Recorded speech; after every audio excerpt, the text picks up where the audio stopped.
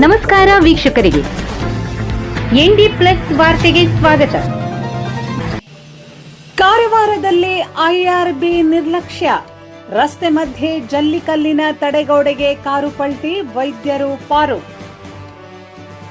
ಕಾರವಾರದ ಬಿಣಗ Somnath ITI college ಸಮೀಪದ ರಾಷ್ಟ್ರೀಯ ಹೆದ್ದಾರಿಯಲ್ಲಿ ಐಆರ್ಬಿ ಸಂಸ್ಥೆ ರಸ್ತೆ ದುರಸ್ತಿ ಕಾಮಗಾರಿಯ ವೇಳೆ ನಿರ್ಮಿಸಿದ್ದ ಜಲ್ಲಿಕಲ್ಲಿನ ತಡೆಗೋಡೆ ಅಪಘಾತಕ್ಕೆ ಕಾರಣವಾಗಿದೆ ಎಂಬ ಆರೋಪ ಕೇಳಿಬಂದಿದೆ. ಮಳೆಯಿಂದಾಗಿ ರಸ್ತೆ ದುರಸ್ತಿ ಪೂರ್ಣಗೊಳ್ಳದ ಹಿನ್ನೆಲೆಯಲ್ಲಿ ವಾಹನ ಸಂಚಾರ ತಡೆಯಲು ರಸ್ತೆ ಮಧ್ಯದಲ್ಲೇ ಕಲ್ಲು ಮಣ್ಣಿನ ತಡೆ ನಿರ್ಮಿಸಲಾಗಿತ್ತು.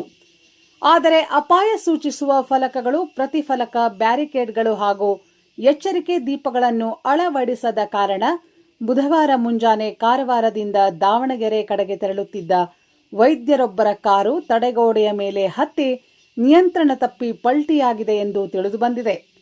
ಘಟನೆಗೆ ರಾಷ್ಟ್ರೀಯ ಹೆದ್ದಾರಿ ಇಲಾಖೆಯ ಹಾಗೂ ಕಾಮಗಾರಿ ನಿರ್ವಹಿಸುತ್ತಿರುವ ಸಂಸ್ಥೆಯ ನಿರ್ಲಕ್ಷ್ಯವೇ ಕಾರಣ ಎಂದು ಸ್ಥಳೀಯರು ಆಕ್ರೋಶ ವ್ಯಕ್ತಪಡಿಸಿದ್ದಾರೆ. ಪೊಲೀಸರು ಸ್ಥಳಕ್ಕೆ ಭೇಟಿ ನೀಡಿ ಪರಿಶೀಲನೆ ನಡೆಸಿದ್ದಾರೆ. ಇಂತಹ ಸ್ಥಳೀಯ ಸುದ್ದಿಗಳಿಗಾಗಿ ನಮ್ಮ ಚಾನೆಲ್ ಅನ್ನು ಸಬ್ಸ್ಕ್ರೈಬ್ ಮಾಡಿ, ವಿಡಿಯೋಗೆ ಲೈಕ್ ಮಾಡಿ ಮತ್ತು ಶೇರ್ ಮಾಡಿ.